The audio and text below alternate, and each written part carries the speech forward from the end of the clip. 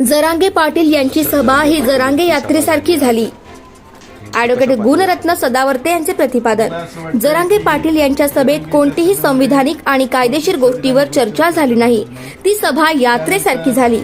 लोक येतात, मौज मजा करून जातात. ज्या प्रकारे पोलिसांना धमकी दिली त्यांना माहित आहे आम्ही संविधान मांडणारे आहोत. मराठा समाज मागास म्हणून नाही, सर्वोच्च न्यायालयाने फेटाळले. राजकीय कनेक्टिव्हिटी देत आहे. त्यांचे दुसरेच बॉसेस कोणी आहे?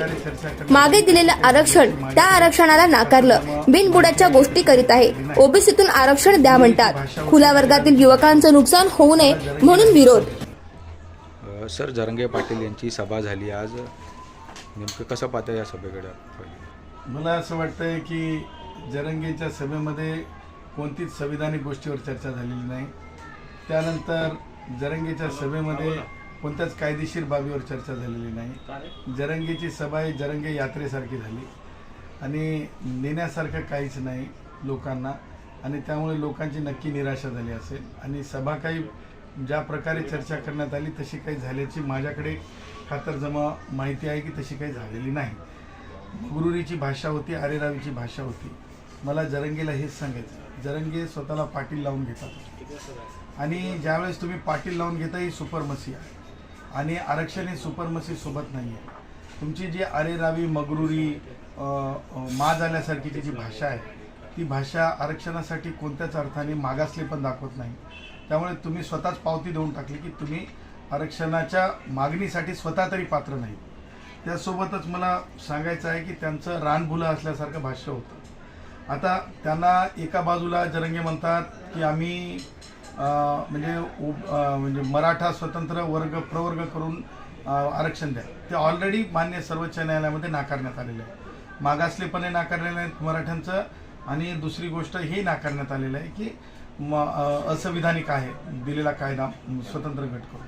त्यानंतर काही दिवस तिळपापड करत आणि ज्याला म्हणतो आपण असं थैथयाट करत जरांगेनं सांगितलं होतं की कुणब्यांमधून द्या. पूर्ण भाषणामध्ये जरांगे मराठा मराठा म्हणतो आणि अचानक कुणबी तरी करा असं म्हणतो. मला जरांगेला अगदी कोणाला अपमान हिनवण्याच्या याच्यातून नाही, परंतु एकच बाब मला सांगायची. जरांगे, मी शेतकरी आहे, शेतमजुरांची भाषा मला माहिती आहे, शेतकऱ्यांची भाषा मला माहिती आहे, कास्तकारांची भाषा मला माहिती आहे. लावलं रताळ आलंय केळं असं कधीच होत नाही. वास्तवामध्ये रताळं लावल्याच्यानंतर रताळच येत असते. तुला काय म्हणायचं हे तू तरी ठरवून घे बाबा.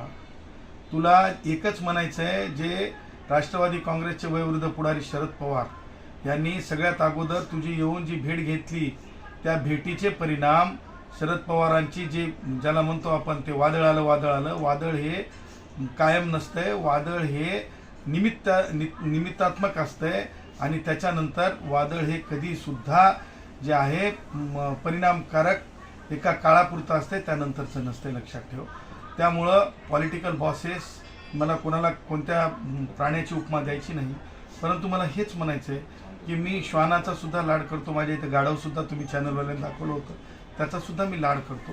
पॉलिटिकल बॉसेससाठी लॉयल होऊन एका मर्यादेपर्यंत राहावं, त्याच्यावर राहता येत नाही. आणि त्याच्यातून मला असं वाटतं की काहीच मिळणार नाही.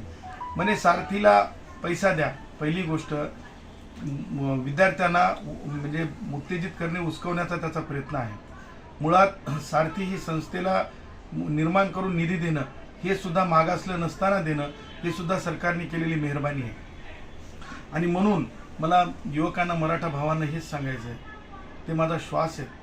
प्रभू श्री रामचंद्राच्या विचाराला मी मानणार आहे.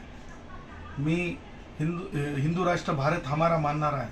मला आई भवानीच्या साक्षीनं तुम्हाला सांगायचं आहे की जे गुन्हे शरद पवारांच्या काळात नामांतरासाठी आत्ताच्या छत्रपती संभाजीनगर आणि तत्कालीन औरंगाबाद म्हणून ओळखलं जायचं, तिथे ज्या प्रकारे नामांतर आंदोलनकांवर झाले, पिढ्याने पिढ्या तिथे बर्बाद झाल्या, शरद पवारांना कोणाची दया आली नाही. त्याच्यामुळे हे जे गुन्हे गंभीर आहेत, या गंभीर गुन्ह्यांच्या संदर्भानं, अशा सेक्शनच्या संदर्भानं सर्वोच्च न्यायालयाने सांगितलेलं आहे की असे गुन्हे वापस घ्यायचे नाहीत. मला जीवे मारण्याच्या धमक्या दिल्या जात आहेत. हे फोन चालूच आहेत धमक्यांचे, मला तुम्हाला दाखवायचे कायम हे फोन चालू आहेत. माझा खून जरी झाला तरी चालेल, परंतु खुल्या वर्गातल्या ब्राह्मणांपासून ते खुल्या वर्गातल्या शेवटच्या, मग तो कोमटी असेल, वैश्य असेल, तो मारवाडी असेल, जैन असेल, स्पेस सायन्सपर्यंत भारताला नेणारे सगळ्या जाती धर्मांच्या गुणवंतांसाठीच्या भारतरत्न डॉक्टर बाबासाहेब आंबेडकरांनी ठेवलेल्या जागांच्या रक्षणाची जिम्मेदारी माझी आहे. म्हणे एक मराठा लाख मराठा म्हणतो, जरंगेचा अभ्यासच नाही. क्यू येते जरंगे. एक मराठा लाख मराठा ही पाकिस्तानी सैन्याच्या समोर उभं राहून ताट सीना करून एक मराठा लाख मराठा ही घोषणा सैन्यातली घोषणा आहे, मनोबल वाढवणारी घोषणा आहे. हे तुझ्या म्हणण्यानं थांबणारी घोषणा नाही. तू कोण आहेस? एक मराठा लाख मराठा घोषणा थांबव म्हणणारा कोणती अथॉरिटी आहे? नाही चलेगा, नाही चलेगा.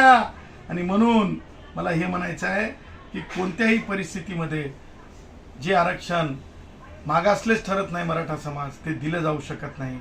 त्या आरक्षणाला संविधानिक माझा विरोध आहे. आणि त्या पलीकडे जाऊन मला सांगायचे, सरकार, ओ सरकार, ओ सरकार, तुम्ही जात म्हणून आरक्षणाच्या साठी जेव्हा समित्यांना बोलवाल त्यावेळेस खुल्या वर्गातले प्रतिनिधित्व करणाऱ्या आमच्या सारख्या लोकांना सुद्धा तुम्ही आमची भावना सुद्धा समजून घ्यायची, जाणून घ्यायची. जात म्हणून हा देश नाहीये. हा देश अखंड भारताचे मार्गविधाते नथुरामजी गोडसेंच्या विचाराचा देश म्हणून बघा. आणि म्हणून सगळ्यांचा मान राखताना खुल्या वर्गातल्या गुणवंतांचा मान राखण्यासाठी आमची सुद्धा न्यायिक भूमिका ऐकली पाहिजे, ही आमची सरकारकडून माफक अपेक्षा आहे. सर, आपली पुढची भूमिका काय असणार आहे याच्यावर? जर आरक्षण म्हणून काही लोकांनी राज्याला वेठीस धरण्याचा प्रयत्न केला, खुल्या गुणवंतांच्या जागा कमी करण्याचा प्रयत्न केला, यापुढे उपोषण चालू करण्याचा प्रयत्न केला, तर खुल्या गुणवंतांचं प्रतिनिधित्व म्हणून जरंगेसारखं नाही, सलाईन लावून घेऊन उपोषण. सलाईन लावल्यानंतर उपोषण नसते, प्राणांतिक उपोषण. खुल्या वर्गातल्या 50% जागा वाचवण्यासाठी, खुल्या गुणवंतांसाठी, ब्राह्मणांपासून ते जे गुणवंत आहेत सगळ्या गुणवंतांसाठी सुद्धा मी सुद्धा प्राणांतिक उपोषण करेल. खुल्या गुणवंतांच्या जागा कुठल्याच परिस्थितीत कॉम्प्रोमाइज केल्या जाणार नाही.